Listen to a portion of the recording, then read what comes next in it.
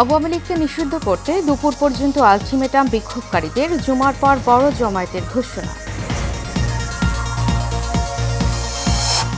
হত্যা মামলায় নারায়ণগঞ্জের সাবেক সিটি মেয়র আইভিকে কারাগারে পাঠানোর নির্দেশ আদালতের, পুলিশের গাড়িতে হামলা। রাজধানীর বাজারে কিছুটা কমেছে চালের দাম, বেড়েছে মাছ ও সবজির দর, সরবরাহ কমের অজুহাত বিক্রেতাদের।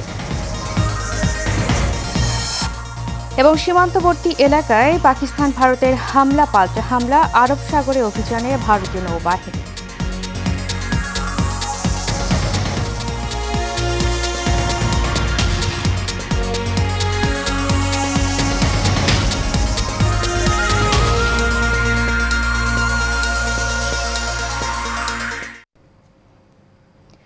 স্বাগত এশিয়ান নিউজে, সাথে আছি আমি উর্মি আক্তার।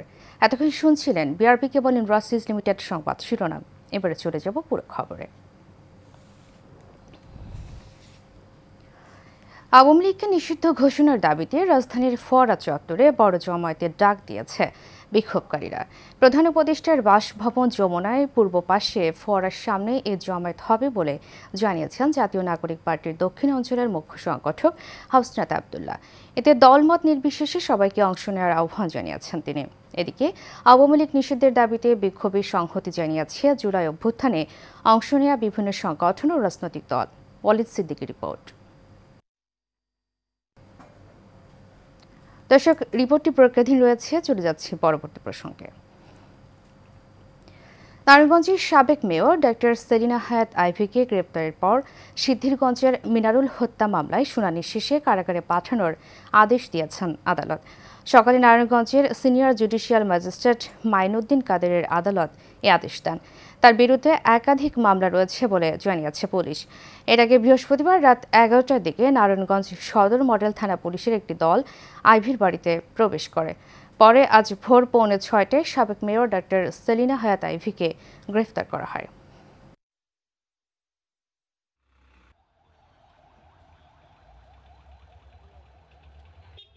সিদ্ধিরগঞ্জ থানার বৈষম্য বিরোধী মামলা নম্বর 3924, এটা মিনারুল হত্যা মামলার সাথে বিস্ফোরক আইন আছে। এই মামলায় নারায়ণগঞ্জের সিটি কর্পোরেশন সাবেক মেয়র সেলিনা হায়াৎ আইভিকে গ্রেপ্তার করছে। অদ্য কিছুক্ষণ আগে তাকে আদালতে তোলা হয়, আয়ুর আবেদনের প্রেক্ষিতে আদালতে তোলা হয় এবং বিজ্ঞ আদালত জনাব মাইনুদ্দিন কাদের স্যার, বিজ্ঞ সিনিয়র জুডিশিয়াল ম্যাজিস্ট্রেট, তাকে জেল হাজতে প্রেরণের নির্দেশ দেন।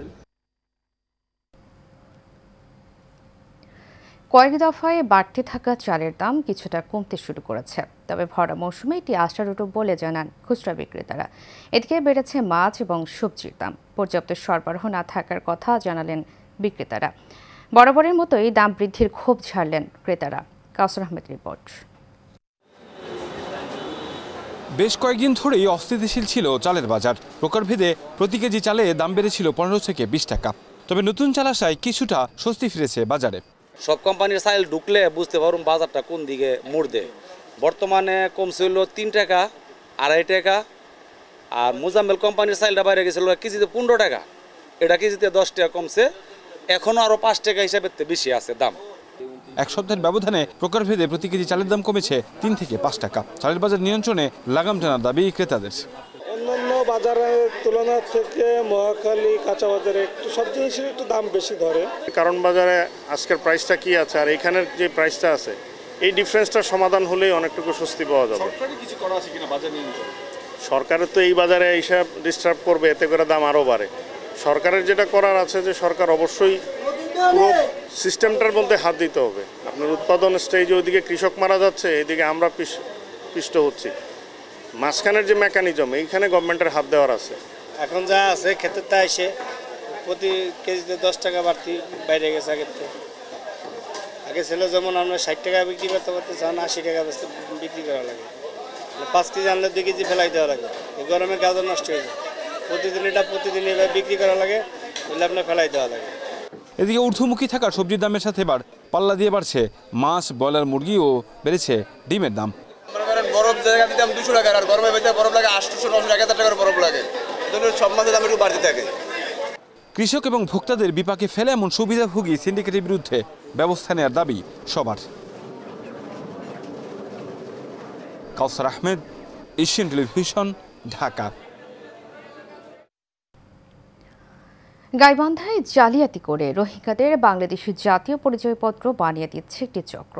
এতে জড়িত ইউপি সচিব, হিসাব সহকারী উদ্যোক্তা সহ স্থানীয়রা। শুধু টাকার বিনিময়ে রোহিঙ্গারা হয়ে যাচ্ছেন বাংলাদেশি নাগরিক। অনুসন্ধানে উঠে এসেছে এমন ভয়ঙ্কর সব তথ্য। ভিনদেশিদের বাংলাদেশি নাগরিক হওয়ার প্রক্রিয়া নিয়ে সুমন মণ্ডলের পাঠানো তথ্য ছবিতে বিস্তারিত জানাচ্ছেন রাশিদ আকন। গাইবান্ধা সদর উপজেলার বোয়ালিয়া ইউনিয়ন পরিষদ থেকে গেল 1 বছর ভুয়া জন্ম নিবন্ধন দেয়া হয়েছে কয়েকশো জনকে। আর এসব নিবন্ধনে ব্যবহৃত মোবাইল নম্বর পেতে গ্রাম পুলিশকে চাপ দেওয়ার অভিযোগ উঠেছে ইউপি সচিব মিজানুর রহমানের বিরুদ্ধে। মোবাইলের নাম্বার চায় সচিব, তখন মোবাইলটা দেই যে একটা জন্ম নিয়ন্ত্রণ করবে বা ওটিপি পাঠাবে। এখন পাবলিকের না কার যখন চায় আমরা তখন দেই। আমাদের প্রশাসনিক যে কর্মকর্তা আছে ওনার সঠিক বা সূক্ষ্ম তদন্ত ছাড়াই উনি জন্ম নিবন্ধন দিচ্ছে। গত 22 এপ্রিল জন্ম নিবন্ধন সনদ নেয়া এই ব্যক্তির নাম লামিয়া, বাবার নাম সালাম রাড়ি। নিবন্ধনে জন্মস্থান দেয়া হয়েছে গাইবান্ধা, কিন্তু জাতীয় পরিচয়পত্রের নথিতে জন্মস্থান বরিশাল। ইউপি সচিবকে ভুয়া জন্ম সনদ দিতে নিষেধ করা হলেও দিয়েছেন সনদ, এমন দাবি ইউপি চেয়ারম্যানের। আমার ইউনিয়নের জন্ম নিবন্ধন আমার জনগণ যতগুলেন তার থেকে যদি জন্ম নিবন্ধন বেড়ে যায় তাহলে আমি জবাবটা দেবো কেমন করি কর্মকর্তাদেরকে। এদিকে ইউপি সচিবের দাবি ঊর্ধ্বতন কর্তৃপক্ষের চাপেই ভুয়া জন্ম সনদ দিয়েছেন তিনি। প্রশাসনের চাপে আমরা বাধ্য হয়ে টার্গেট হয়তো অনেক সময় দেখা লাগে। এর জন্য আপনি ডিসি বলেন যে ডিসি কেন এগুলো নিয়ে টার্গেট করে? আমরা কি বাড়ি বাড়ি যে মাস্টার রোল করিয়ে জন্ম নিবন্ধন দেব? যদিও এসব অভিযোগ মিথ্যা বলে জানান স্থানীয় সরকার বিভাগের এই উপপরিচালক। তাদের আইনের মধ্যে থাকা করতে হবে, তারা অবৈধ জন্ম নিবন্ধন করে টার্গেট ফিল আপ করবে কেন? ইতিমধ্যে আমরা ইউনিয়নদেরকে বলেছি ওই ধরনের ঘটনা থেকে সতর্ক হওয়ার জন্য। শুধু বোয়ালিয়া ইউনিয়ন নয়, সাদুল্লাপুর উপজেলার দামোদরপুর ইউনিয়ন পরিষদ থেকে একই বাবা মায়ের 12 সন্তান দেখিয়ে দেয়া হয়েছে ভুয়া জন্ম নিবন্ধন। গত বছরের 31 মে নিবন্ধন নেয়া জাকিরুল আহসান, শাকিল, কাউসার, সুমাইয়া লিমার নিবন্ধনের তথ্য অনুযায়ী রুমি বাদশা দম্পতি 1 মাসের ব্যবধানে জন্ম দিয়েছেন 12 সন্তান। যদিও ইউপি সচিবের দাবি এসব করেছেন টার্গেট পূরণের জন্য। ওইভাবে আমরা যাচাই বাছাই করি না, যেহেতু 45 দিনে আমাদের টার্গেট আছে। যে রুমির কথা বললেন না, যেটা হয়েছে ওটা মাসের শেষ দিন হয়েছে। এমন ঘটনায় সুশীল সমাজের প্রতিনিধিরা বলছেন, কাউকে বাবা মা সাজিয়ে নিবন্ধন দেয়া হলে ভবিষ্যতে ওয়ারিশ জনিত সমস্যার পাশাপাশি বাড়বে নানা অপরাধ। জন্ম এবং মৃত্যু সনদ এই বিষয়টা বাংলাদেশের জন্য অত্যন্ত গুরুত্বপূর্ণ একটি বিষয়। এটা আইন দ্বারা পরিচালিত হয়। এই জায়গাটাতে বিধি লঙ্ঘন যারা করেছেন তাদের বিরুদ্ধে বিধি মোতাবেক আইনগত ব্যবস্থার প্রয়োজনীয়তা আছে বলে আমি মনে করি। জালিয়াতি করে ভুয়া জন্ম সনদ দেয়া বন্ধের পাশাপাশি জড়িতদের বিরুদ্ধে ব্যবস্থা নেওয়ার দাবি স্থানীয়দের। Rashed Akon, Asian television. দর্শক, সংবাদের শুরুতে যেমনটি বলছিলাম, আওয়ামী লীগকে নিষিদ্ধ ঘোষণার দাবিতে রাজধানীর ফোয়ারা চত্বরে বড় জমায়েতের ডাক দিয়েছে বিক্ষোভকারীরা। ওয়ালিদ সিদ্দিকের প্রক্রিয়াধীন রিপোর্টটি আমাদের হাতে এসেছে, দেখে নেব রিপোর্টটি।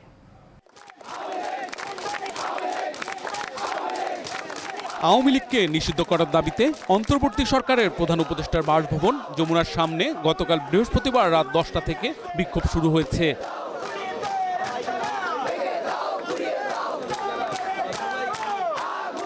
জাতীয় নাগরিক পার্টি সহ ফ্যাসিবাদ বিরোধী বিভিন্ন দল ও সংগঠন এই বিক্ষোভে যোগ দিয়েছে। সকালে যমুনার সামনে চলমান বিক্ষোভ কর্মসূচি থেকে আওয়ামী লীগ নিষিদ্ধের দাবিতে বাদ জুমা বড় জামায়াতের ঘোষণা দেন এনসিপির শীর্ষ নেতা হাসনাত আব্দুল্লাহ। আজকে বাদ জুম্মা আমরা এই যমুনার সামনে ফোয়ারাতে মঞ্চ তৈরি করা হচ্ছে। এই ফোয়ারার সামনে আমরা সর্বদলীয় নানা মত এবং নানা পথ, যারা ফেসিবাদ বিরোধী প্রতিটি রাজনৈতিক দল, ফেসিবাদ বিরোধী প্রতিটি রাজনৈতিক শক্তি, ফেসিবাদ বিরোধী সাংস্কৃতিক শক্তি, ফেসিবাদ বিরোধী যারা এই গত দীর্ঘ 1.5 দশকের বেশি সময় ধরে নির্যাতিত হয়েছে, নিপীড়িত হয়েছে, বিডিআর পরিবার, শাপলা হত্যাকাণ্ডের শিকার যে পরিবারগুলো রয়েছে, গুম খুনের শিকার যে ফ্যামিলিগুলো রয়েছে, আমরা সবাইকে সাথে নিয়ে আমরা আজকে এই ফোয়ারার সামনে থেকে এই হাসিনার এই রাজনৈতিক দলটিকে সন্ত্রাসী সংগঠন হিসেবে আপনি যখন ঘোষণা দিবেন, সেই জায়গা থেকে আমরা এই ঘোষণা নিয়ে ফোয়ারা থেকে আমরা বাসায় যাব। যতক্ষণ না পর্যন্ত গণহত্যাকারী আওয়ামী লীগকে সন্ত্রাসী সংগঠন হিসেবে ঘোষণা দিয়ে নিবন্ধন বাতিল করে নিষিদ্ধ করা হয় ততক্ষণ পর্যন্ত রাজপথ ছাড়বে না বলে মন্তব্য করেন বিক্ষোভকারীরা। 24-এর যে 36শে জুলাই যেভাবে জেগে উঠেছে, আজকে যমুনাতে সেভাবে অবস্থান নিয়েছে। আওয়ামী লীগকে নিষিদ্ধ করার আগ পর্যন্ত বাংলার জনগণ যমুনা ছাড়বে না। সে ভারতে নিয়ে পালিয়ে গেছে, এখন তার আর কোনো চেলা পান্ডায় বাংলাদেশে থাকতে পারবে না। পুলিশ, র্যাব, বিজিবি অবস্থান নিয়েছে প্রধান উপদেষ্টার বাসভবন যমুনার সামনে। এদিকে মিন্টু রোডে ফোয়ারার সামনে অস্থায়ী মঞ্চ নির্মাণ করা হয়েছে। Walid Siddiqui, Asian television, Dhaka. প্রতারণার মাধ্যমে 8 থেকে 9 জন নারীকে বিয়ে করার অভিযোগ উঠেছে এমভি জাহিদ লঞ্চের মালিক আশরাফুল আলম জাহিদের বিরুদ্ধে। লঞ্চের মালিক বানিয়ে দেওয়ার নামে একের পর এক নারীকে বিয়ে করেন তিনি। আসল চরিত্র বেরিয়ে আসলে স্ত্রীসহ তাদের পরিবারের সদস্যদের মামলা দিয়ে হয়রানির হুমকি দেয় জাহিদ। এমন অবস্থায় স্বরাষ্ট্র উপদেষ্টা এবং আইজিপির সহযোগিতা চেয়েছে ভুক্তভোগীরা। সাইফুল ইসলাম নয়নের রিপোর্টে থাকছে বিস্তারিত। সুন্দরী নারীদের টার্গেট করে এবং নিজেকে অবিবাহিত দাবি করে একে একে 9টি বিয়ে করে প্রতারণা করার অভিযোগ এমভি জাহিদ লঞ্চের মালিক আশরাফুল আলম জাহিদের বিরুদ্ধে। সম্প্রতি কলেজ পড়ুয়া এক সুন্দরী নারীকে লঞ্চ উপহার দিয়ে বিয়ে করার কিছুদিন পর জোরপূর্বক ফেরত নিতে সন্ত্রাসী কর্তৃক হামলা করে আলোচনায় আসেন এমভি জাহিদ লঞ্চের মালিক আশরাফুল আলম জাহিদ। জাহিদের এক স্ত্রী জানান, কলেজে যাওয়ার পথে খেয়াঘাটে নৌকায় পার হতে দেখে আমার পরিবারের কাছে বিয়ের প্রস্তাব দেন জাহিদ। নিজেকে অবিবাহিত দাবি করে ইসলামী শরিয়া মোতাবেক বিয়ে করেন জাহিদ। বিয়ের সিকিউরিটি হিসাবে স্ত্রীকে এমভি জাহিদ 8 লঞ্চটি দেন তিনি। আমি যখন ভার্সিটিতে পড়ালেখা করি তখন ঘাট দিয়ে আমার আসা যাওয়া ছিল। ওইখান থেকে জাহিদ আমাকে দেখতে পায়, দেখার পর ও আমার বাড়িতে সম্বন্ধ পাঠায়। তো যখন আমার বাবা মার সাথে যোগাযোগ করা হয় তখন আব্বু আম্মু বলে যে তোমার ফ্যামিলি নিয়ে আসো। তখন ও এটা অসম্মতি জানায়। তখন আমার বাবা মা বলে যে ফ্যামিলি ছাড়া তো আর তোমার কাছে মেয়েটা বিয়ে দিতে পারবো না, তুমি যদি আমার মেয়েকে ছেড়ে দাও এর সিকিউরিটি কি? পরে জাহিদ প্রস্তাব করে যে আমি যদি আমার একটা লঞ্চ ওর নামে লিখে দিই, এর চেয়ে বড় সিকিউরিটি তো আর হতে পারে না। জাহিদ আর্টের বৈধ মালিক হচ্ছি আমি। তবে বিয়ের 2-3 মাস পরে জাহিদের মোবাইল ফোনে সাবেক স্ত্রীদের ছবি এবং নানান সুন্দরীদের সাথে আনাগোনা দেখে ফেলায় লঞ্চটি লিখে নেওয়ার চেষ্টা এবং হত্যা চেষ্টার অভিযোগ অষ্টম স্ত্রীর। বিয়ের ঠিক 2 মাস পর থেকেই ওর সাথে অন্যান্য মেয়েদের সাথে কথাবার্তা বলতে শুনি। তো একদিন আমি ওর ফোন থেকে কিছু মেয়ের ছবি দেখতে পাই যাদের সাথে ওর বিয়ে হয়েছে, বিয়ের ছবিগুলো পাই। তো এই সম্পর্কে যখন ওরা আমি জিজ্ঞেস করতে যাই তখন ও আমাকে প্রচণ্ড পরিমাণে মারধর করে, বটি নিয়ে যায়, গলায় চাপদা ধরে, মানে আমাকে মেরে ফেলবে। জাহিদের বিষয়ে কোনো স্ত্রী কিছু বললেই তার সন্ত্রাসী বাহিনী দিয়ে স্ত্রী এবং পরিবারের উপর হামলা চালায় বলে জানান জাহিদের স্ত্রী। অভিযুক্ত জাহিদ এবং তার সন্ত্রাসী বাহিনীর হাত থেকে রক্ষা পেতে আইনশৃঙ্খলা রক্ষাকারী বাহিনীর সদস্য সহ সকলের সহযোগিতা কামনা করেন তারা। এখন সেই লঞ্চটা ও নেওয়ার জন্য বিভিন্ন সন্ত্রাসী ভাড়া করছে এবং আমার প্রাণনাশের হুমকি দিচ্ছে। মূলত আমি এখন বাসা থেকে বের হতে পারি না, কারণ আমি বাসা থেকে বের হলেই খেয়াল করি যে আমাকে কিছু কিছু লোক নোটিস করে, খেয়াল করে। এখন আমি জীবনের নিরাপত্তাহীনতায় ভুগছি। এ বিষয়ে আশরাফুল ইসলাম জাহিদের সাথে একাধিকবার যোগাযোগ করার চেষ্টা করলেও তাকে ফোনে পাওয়া যায়নি। সাইফুল ইসলাম নয়ন, এশিয়ান টেলিভিশন, ঢাকা। বরিশালের গৌরনদী উপজেলার কটকস্থলে একটি ফিলিং স্টেশনে দখল ও ব্যবসার মূলধন আত্মসাতের অভিযোগে দোষীদের বিচারের দাবিতে সংবাদ সম্মেলন করেছেন এক বীর মুক্তিযোদ্ধা। উপজেলার কারিতাস হলরুমে এই সংবাদ সম্মেলনের আয়োজন করা হয়। লিখিত বক্তব্যে ভুক্তভোগী বীর মুক্তিযোদ্ধা মুজিবুর রহমান মাঝি বলেন, ক্ষমতার দাপট দেখিয়ে প্রতিপক্ষরা তার মালিকানাধীন ফিলিং স্টেশন অবৈধভাবে দখল করে। এছাড়াও ধার নেয়া 40 লাখ টাকা ফেরত না দিয়ে উল্টো মিথ্যা মামলা দিয়ে হয়রানি করে আসছে। তাই ঘটনার সুষ্ঠু তদন্ত করে ফিলিং স্টেশন ও টাকা ফেরত পেতে স্থানীয় প্রশাসনের হস্তক্ষেপ কামনা করেন তিনি।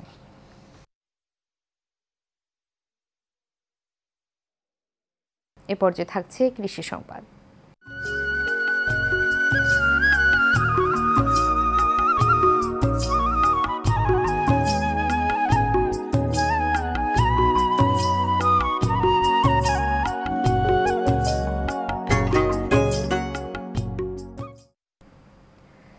নারায়ণগঞ্জের সোনারগাঁও উপজেলায় পাকতে শুরু করেছে রসালো জাতের কদমি, চায়না 3 ও পাতি লিচু। বাগান মালিক সহ লিচু চাষিরা এখন ব্যস্ত রসালো লিচু বাজারজাত করতে। উপজেলা কৃষি অধিদপ্তর জানিয়েছে এবছর উপজেলায় মোট 107 হেক্টর জমিতে বিভিন্ন বাগানে লিচুর ভালো ফলন হয়েছে। পনির ভুঁইয়ার রিপোর্ট জানাচ্ছেন রাশিদ আকন। বাজারে উঠতে শুরু করেছে মৌসুমি ফল লিচু। নারায়ণগঞ্জের সোনারগাঁও উপজেলার মোগরাপাড়া, সাদিপুর, বৈদের বাজার, আমিনপুর পৌরসভা, বর্দিসহ বিভিন্ন ইউনিয়নের বাগানিরা এখন ব্যস্ত লিচু বাজারজাত করতে। বাগান মালিক ও চাষিরা জানান এবার লিচুর ফলন হয়েছে ভালো। বাগান থেকে 100 লিচু 5 থেকে 600 টাকায় বিক্রি করছেন তারা। এবারে লিচু ধান আসছে ভালো, এখন বৃষ্টি লাগিয়া ঠিকমতো লিচুটা একটু ফুলে নাই, আর লিচুটা আরো ফুল আলহামদুলিল্লাহ, আরো আশা করি লিচু ফুলবে আরো। এখন লিচু এই বছর ইনশাআল্লাহ ভালো হয়েছে অনেক। তারপরে লিচুর দাম আমরা বেচতেছি পারতেছি 500 টাকা করে বেচতেছি আর কি। সোনারগাঁওয়ের ঐতিহ্যবাহী লিচু, খুবই মিষ্টি রসালো লিচু। আমরা প্রতি বছর সোনারগাঁও লিচু কিনতে আসি। এবছর 25 বছরের মতো এবছর আমরা কিনতে এসেছি। লিচু চাষিদের বিভিন্ন পরামর্শ দেওয়ার কথা জানিয়েছে উপজেলা কৃষি বিভাগ। সোনারগাঁতে এবার 107 হেক্টর জমিতে লিচু চাষ হয়েছে, যেটার মানে প্রায় 800 বাগান রয়েছে আমাদের সোনারগাঁতে। এই 800 বাগান থেকে আমরা যদি মানে পার হেক্টরে 8 থেকে 10 টন করেও ধরি যে আমাদের লিচু উৎপাদন হয়, তাহলে প্রায় দেখা যাচ্ছে যে আমাদের 10 থেকে 11 মেট্রিক টন আমাদের লিচু উৎপাদন হবে এবার আশা করতেছি। সোনারগাঁয়ে এবার 107 হেক্টর জমিতে লিচুর বাগান রয়েছে। Rashed Akon, Asian television. শেষ করব এশিয়ান নিউজ। তার আগে বিআরবি কেবল ইন্ডাস্ট্রিজ লিমিটেড সংবাদ শিরোনামগুলো জানাবো আরও একবার।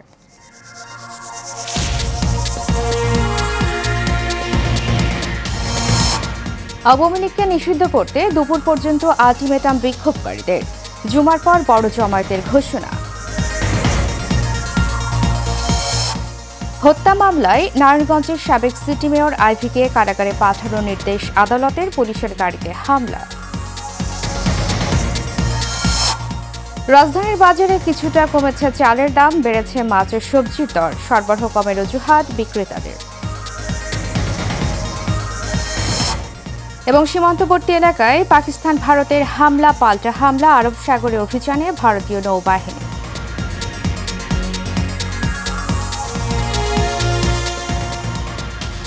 এশিয়া নিউজ এ পর্যন্তই। পরবর্তী সংবাদ দেখার আমন্ত্রণ জানিয়ে শেষ করছি। ধন্যবাদ সবাইকে।